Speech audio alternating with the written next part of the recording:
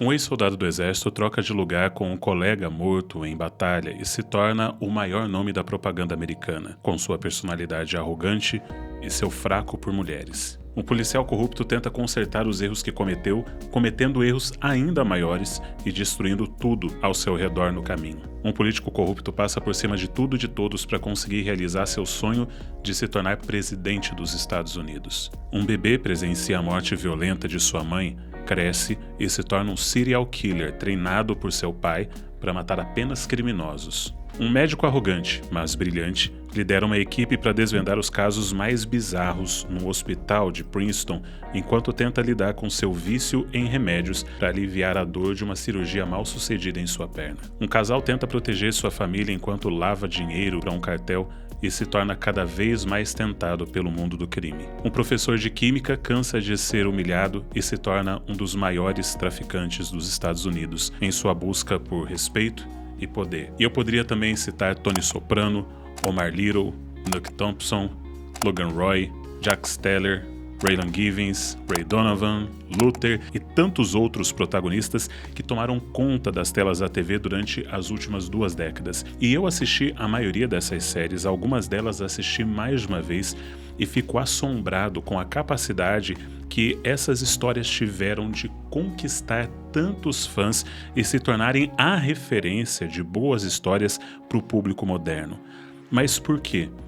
O que existe nessas histórias, ou melhor dizendo, nesses personagens, que faz com que a gente gaste horas, dias, até mesmo meses assistindo pessoas com caráter duvidoso cometendo crimes, burlando a lei, matando pessoas e algumas vezes até mesmo saindo impunes de tudo isso? Não se preocupa, nesse vídeo eu não vou dar nenhum spoiler dessas séries, exceto pelos primeiros episódios, mas nada que vá estragar sua experiência com nenhuma delas. Aliás, essa análise é tão complexa que eu resolvi dividir e finalizar esse pensamento em um segundo vídeo que vai sair ainda nesta semana. Essas histórias possuem muitas coisas em comum, e são essas características que as tornam tão épicas e se tornaram praticamente a fórmula para uma história de sucesso atualmente. E vamos começar logo pro óbvio para a gente poder descartar 2 ideias que são recorrentes. Muita gente argumenta que o sucesso dessas séries se deve por 2 fatores, porque os protagonistas são em primeiro lugar homens e em segundo lugar brancos. E sim, isso é verdade na maioria dos casos. Esses são protagonistas que são homens brancos, mas eu não acho que essa seja a causa ou o motivo do sucesso dessas histórias.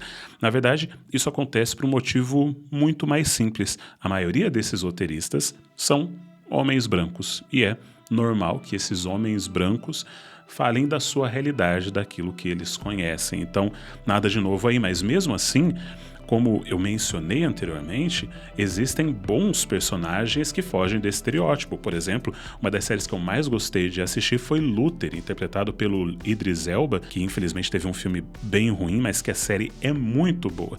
E a gente tem o Omar, um dos melhores personagens da TV, e quanto às mulheres, a Ruth e a Wendy são perfeitas em seus papéis. Você também tem a Elizabeth em The Americans, que é uma série também incrível, e a Carrie de Homeland, também uma personagem muito bem desenvolvida e complexa. Então, um número pequeno de personagens mulheres e de pretos nas histórias, ele tem muito mais a ver com pessoas dispostas a escrever esses personagens do que com a aceitação ou não do público. O público vai assistir boas histórias e é isso que importa. Um dos exemplos é a excelente série Atlanta também. Então, permanece a pergunta: por que essas são boas histórias que atraem o público de hoje? No seu livro Difficult Man, Brett Martin argumenta que esses homens difíceis e complexos eram um reflexo dos próprios roteiristas. O livro traz os bastidores dessas séries e mostra como que, em muitos desses casos, os roteiristas eram pessoas tão complexas e cruéis como os personagens, e as histórias que eles escreviam refletiam essa natureza anti-heróica dos criadores das séries. Mas hoje o próprio Martin reconhece que isso é uma simplificação, já que muitos desses roteiristas eram pessoas, gente boa pra caramba, legais, e nem todo o ambiente de série era esse ambiente tóxico como o Martin imaginava. Ele acredita hoje que exista algo nas histórias e nos personagens que faz com que as pessoas gostem tanto dessas histórias hoje em dia. E o primeiro motivo é, portanto, o enredo. Boa parte dessas histórias apresenta uma estrutura narrativa similar. Na primeira temporada, aprendemos a amar o personagem. Isso normalmente é feito usando o famoso Save the Cat, que é uma estrutura de histórias muito popular em Hollywood, que foi criada pelo Blake Snyder e se tornou praticamente a bíblia dos roteiristas durante muitos anos e continua sendo para muitos deles.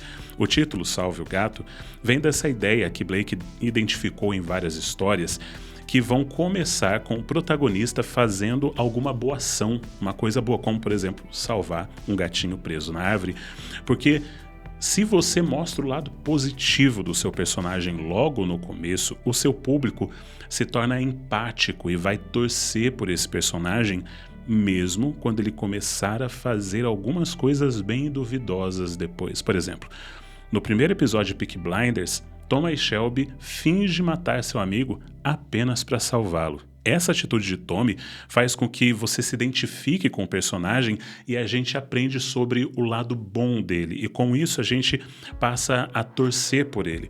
Mas a gente também aprende que os métodos que ele usa para fazer aquilo que ele acredita ser o bem são, no mínimo, não convencionais. Nas temporadas seguintes dessas histórias, os roteiristas vão desafiar essa nossa empatia inicial. Esses personagens, eles vão começar a fazer coisas tão horríveis que a gente vai começar a questionar se ainda existe alguma bondade, daquela bondade inicial nesses personagens. Os roteiristas vão nos fazer torcer pela redenção e salvação desses personagens. Algumas vezes o nosso sonho se realiza e esses personagens são salvos ou redimidos, mas algumas vezes eles entraram num abismo tão profundo que eles não conseguem ou não querem mais sair. Enredos assim, eles seguram o espectador porque o público deixa de ser meramente um público e se torna uma torcida. Assim como no esporte, você já escolheu o seu time, você já escolheu de que lado você vai ficar. E agora vai inventar desculpas para os fracassos dos seus personagens, vai torcer pela sua recuperação e vai celebrar as suas vitórias. O segundo motivo dessas histórias cativarem tanto a gente está nos próprios personagens. Esses são personagens que a gente nunca imaginou ver sendo retratados como protagonistas. Quem imaginaria assistir uma série onde o protagonista é um serial killer, ou um traficante, ou um empresário corrupto? Esses são normalmente os vilões das histórias, mas aqui eles ganham o status de anti-vilões ou de anti-heróis. E para você entender um pouco mais sobre o que significam esses termos, anti-vilão e anti-herói, tem 2 vídeos que eu fiz aqui no canal exatamente sobre isso, eu vou deixar aqui no card. E tem uma coisa bem curiosa. Normalmente, esses são personagens que possuem uma habilidade que dificilmente a gente imaginaria sendo usada da forma como ela é feita na história. É a subversão da habilidade. Por exemplo, o Dexter é um serial killer, algo muito ruim. Mas ele mata apenas criminosos, o que cria um dilema moral sobre suas ações. Marty é um excelente contador, mas uma história sobre um contador dificilmente seria interessante, a não ser que ele se torne o contador do crime organizado encarregado de lavar o dinheiro do tráfico de drogas. Agora a gente fica até mesmo interessado nos termos técnicos, nos aspectos técnicos e tediosos do mundo da contabilidade. Tudo o que você aprendeu nas aulas de química provavelmente já desapareceu da sua cabeça hoje em dia. Mas se o professor de química usa suas habilidades para produzir a melhor metanfetamina do mundo, de repente a química se torna muito mais interessante. Habilidades comuns usadas em cenários estranhos ou habilidades estranhas usadas em cenários incomuns são formas inteligentes de criar personagens que se tornam marcantes. E esses são sempre personagens dinâmicos, o que quer dizer que eles mudam bastante com o tempo. Pode ser uma mudança real ou simplesmente o fato de eles passarem a mostrar sua verdadeira face. E essa mudança ela pode acontecer por motivações externas, em decorrência, por exemplo, da morte de uma pessoa querida, de algo que acontece com eles, ou pode ser de algo que o personagem faz que ele acredita ser imperdoável. Seja como for, são personagens que chegam no ponto de não retorno, que é quando o personagem se depara com uma situação onde ele sabe que, dependendo da decisão que ele tomar, a vida nunca mais vai ser como era antes. Mais do que isso, esses são personagens que vão descobrir uma verdade muito profunda, que você tem que tomar cuidado com o que você deseja. Walter White ele deseja ser respeitado e se tornar um homem poderoso. Thomas Shelby deseja estabelecer seu poder e domínio sobre todo o país. Don Draper deseja a fama. Logan deseja controlar tudo e todos. E em determinado momento, todos esses personagens conseguem exatamente o que eles queriam.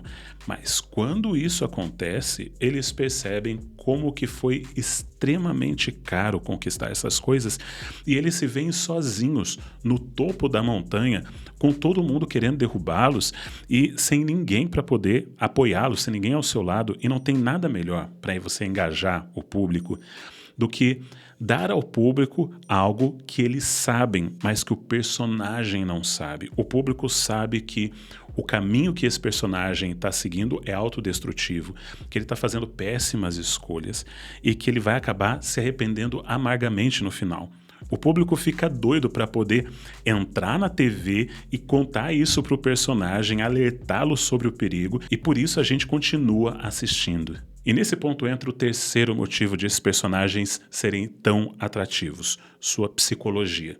E existem, eu acho muito legal, livros e artigos explorando a psicologia desses personagens. Eu sempre fico abismado com isso e eu gasto tempo lendo esses materiais porque eu acho muito legal. Um escritor ele senta diante de um computador e começa a inventar histórias e personagens, e as pessoas acham esses personagens tão reais e tão complexos que começam a estudar os personagens e a escrever sobre a mente desses personagens que são invenções de outras mentes. E existem alguns elementos em comum desses personagens que eles carregam que faz com que eles sejam tão profundos.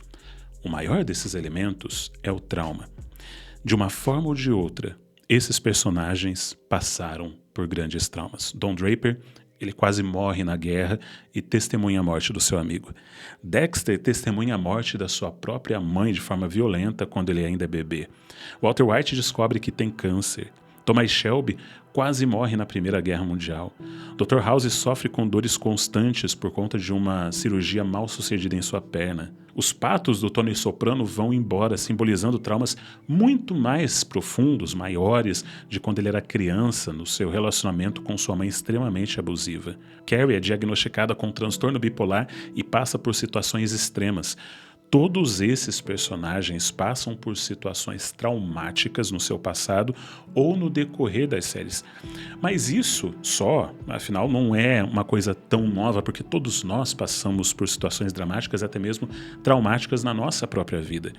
O que torna esses personagens realmente interessantes é a forma como eles vão lidar com esses traumas.